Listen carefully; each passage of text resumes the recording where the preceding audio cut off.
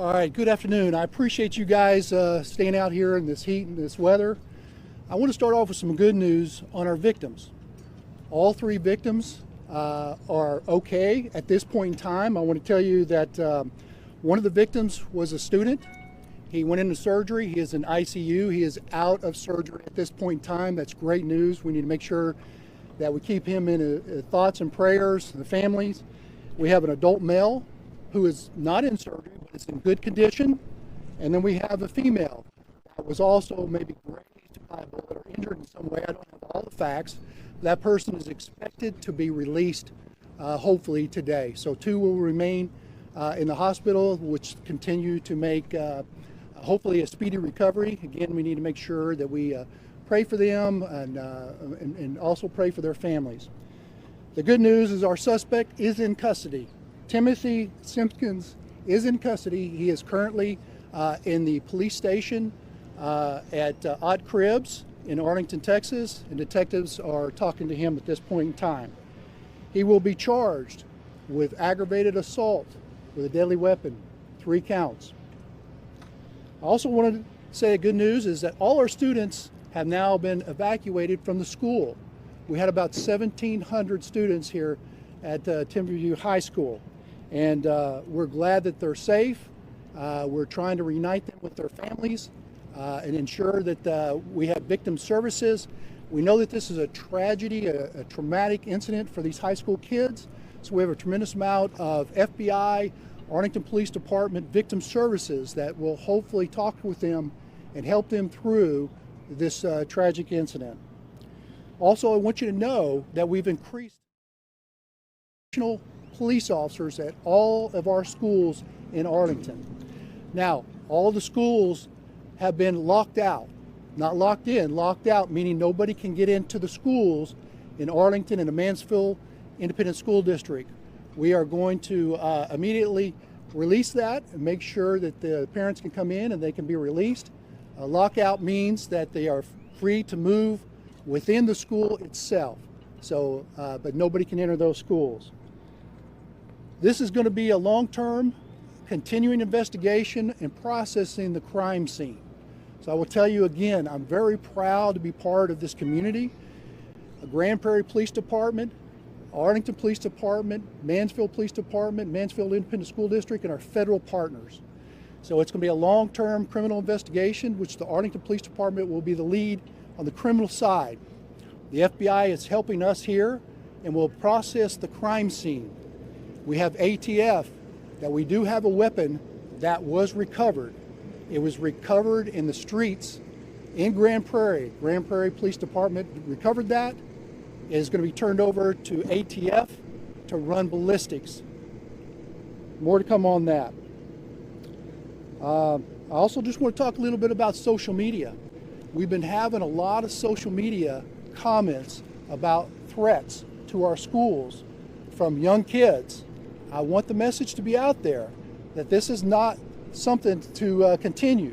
We will investigate you. The federal government will also, our partners will be able to investigate you if you're not living in our city, and we will bring you to successful prosecution. So I'm just pleading with the community out there to try to stop any type of threats that are coming through social media. And I'm going to turn it over to Chief Cesny. Thank you, Kevin. Chief Cesny with Grand Prairie Police. Just a couple of comments I'd like to add and to underscore. Our teams have finished searching the school. We didn't find any additional threats. The suspect is in custody. I really want to underscore a point that Chief Colby just made. A lot of our law enforcement resources were being diverted with inaccurate social media threats. I've got a call to action for parents. Take a look at your kids' social media.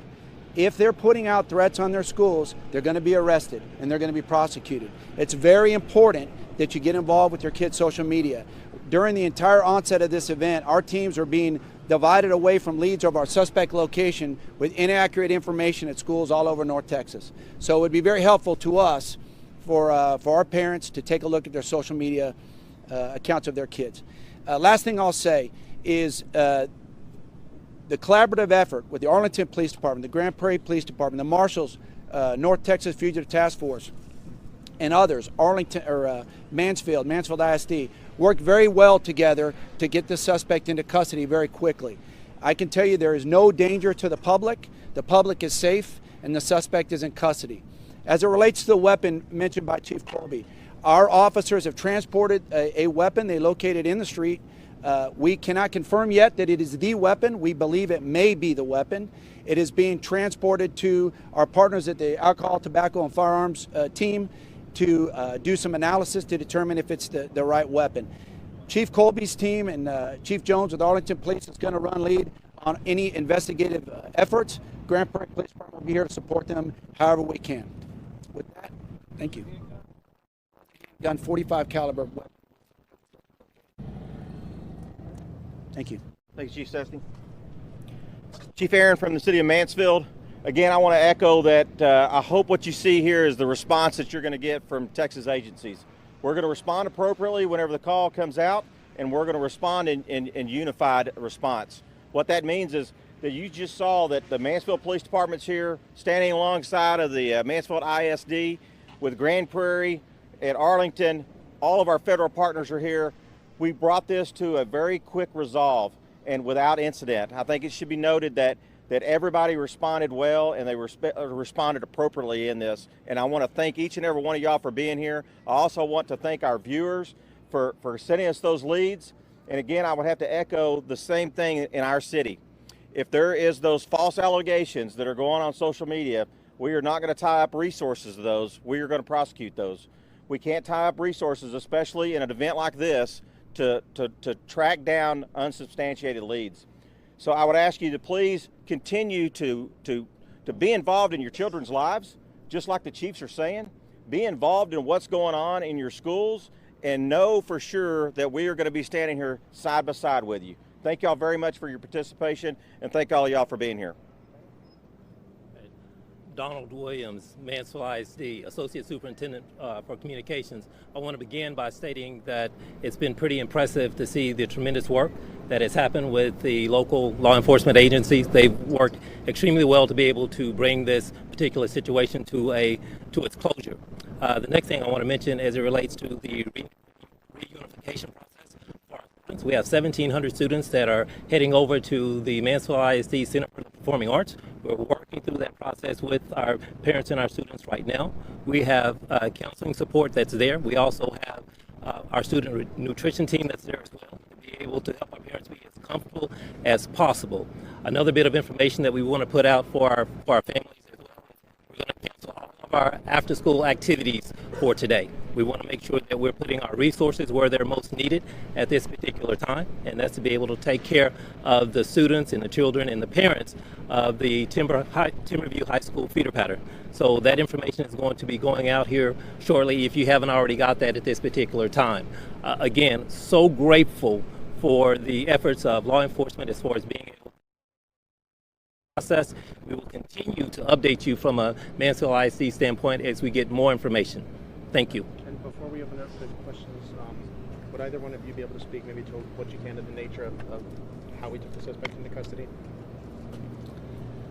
The question came up of how we took the suspect into custody. We had some communication with his attorney. He did report to an attorney, was talking to our homicide detectives, and he drove him into our police station. We took him into custody just within the past 15 minutes. He turned himself in with an attorney, yes. Guys, we can take a few questions. For Mansfield ISD, does this high school have metal detectors? And also, there's a lot of comments from parents saying that they are not comfortable with the way bullying incidents are handled. Can you just comment on how those incidents are handled? I mean, we don't know if this was tied to that. Yes, what I will say to that is we take the safety and security of our students and our faculty and staff seriously. And to your specific question as it relates to metal detectors, no ma'am, we do not have those in place, but the entire situation will be assessed and evaluated. And for us as a district, we're always looking at ways in which we can improve and get better in looking at that. But from the standpoint, We have law enforcement officers on every single one of our campuses. I think that's important for the community to know, and that's been something that's been a tremendous benefit for us as a school district. Once this particular incident occurred, the response time for our law enforcement officer that was there, present, and on the campus itself was pretty swift from that standpoint. So that's where we're at. We do not have metal detectors, but we do have law enforcement officers on every single one of our campuses. So what is the plan to make sure nothing like this happens again? What I spoke to earlier, we're going to reassess and evaluate the situation itself to look and see, did we have any gaps as it relates to what transpired, in looking at getting better. So that's where we're going to move as far as evaluating what transpired, what took place, and move forward from there. Are metal detectors in the future or a bag policy on the table? Well, what I can say as it relates to metal detectors, about 3.5 years ago, we created a safety committee in which that was comprised of parents, students, community members, teachers, faculty, and staff. And the number one recommendation that came out of that particular task force was they wanted to have law enforcement officers on every campus. So that's where we moved at that particular point in time.